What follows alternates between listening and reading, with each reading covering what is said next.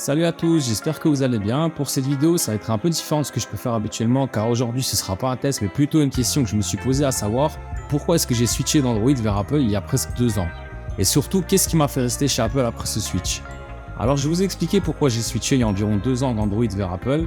Il y a 2 ans chez Android, tous les smartphones se ressemblaient, hormis le S21 Ultra qui avait un design un peu différent, mais dans la globalité, la face avant était avec des bords arrondis, le dos envers aussi avec des gros blocs photos, et ça que ce soit chez Xiaomi, Samsung, OnePlus ou Oppo.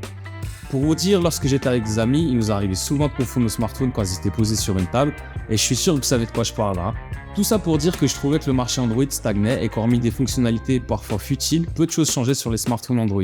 J'ai essayé quasiment toutes les plus grandes marques de constructeurs Android et j'en ai fait ce constat. Je me suis donc dit tiens, pourquoi pas revenir à mes premiers amours, car oui, j'étais un Apple user de l'iPhone 3 à l'iPhone 5S et j'avoue que j'aimais beaucoup les iPhones à cette époque, ils étaient innovants et pionniers sur beaucoup de choses, mais j'ai toujours trouvé cet écosystème fermé. Par exemple, pour synchroniser une musique ou des photos, c'était juste une horreur, alors que chez Android ça fonctionnait comme sur une clé USB, il suffisait de faire un copier-coller et c'était ok. Chez Apple, c'est ce qui m'a fait partir chez Android d'ailleurs, cette fermeture et opacité de l'OS. Et donc de l'iPhone 5S à il y a 2 ans, j'étais toujours chez Android. Alors pourquoi j'ai switché? Tout simplement car comme je vous l'ai expliqué, je sentais avoir fait le tour chez Android et ayant essayé toutes les marques, je trouvais jamais réellement le smartphone qui me convenait. Je me suis dit donc pourquoi pas revenir à un iPhone, décision vraiment difficile pour moi car ça faisait des années que j'avais pas touché à cet OS. J'avoue que les premiers jours j'ai hésité à le revendre et revenir chez Android, mais beaucoup de gens me disaient d'attendre, de me créer mon écosystème pour essayer et c'est ce que j'ai donc fait. Je me suis donc acheté des AirPods et un MacBook parce que j'en avais besoin à cette époque-là et là j'ai senti que j'avais trouvé ce que je cherchais, un écosystème.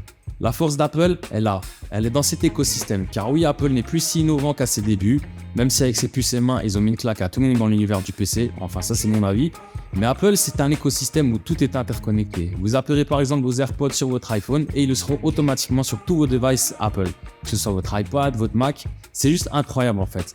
Alors je sais que la concurrence arrive également à ça, comme Samsung avec tous ses accessoires, ses écouteurs, ses montres ou même avec Windows, mais je trouve qu'Apple c'est encore un cran au-dessus. Pour moi, cet écosystème chez Apple est ce qui fait sa réelle force. Car oui, les produits Apple, on le sait, c'est super beau, c'est bien fini, d'une qualité redoutable, mais avoir cette interconnectivité change la donne, surtout pour quelqu'un comme moi qui crée. Je peux retoucher une photo sur mon iPad et me l'envoyer en AirDrop en 2 clics sur mon Mac. Un autre exemple, je note beaucoup de choses et d'idées que ce soit pour mon contenu ici ou pour mon job, et j'utilise donc beaucoup l'App Notes. C'est bête, mais une note commencée sur mon iPhone peut être terminée sur mon Mac. Ce sont toutes ces petites features qui font qu'Apple est devenu incontournable à nouveau pour moi. J'ai agrandi au fil du temps mon écosystème, que ce soit avec des HomePod ou encore une Apple Watch, et après 2 ans, je peux vous le dire, j'ai vraiment aucun regret. Je pense vraiment que ce dont j'avais besoin, c'était d'avoir un écosystème qui me convenait et surtout qui m'aidait à pouvoir bosser comme je le souhaite. Car j'ai pas toujours un Mac ou un iPad sur moi quand je dois prendre des notes, je le fais donc avec mon iPhone et je peux terminer ça plus tard quand je rentre sur mon Mac ou sur mon iPad.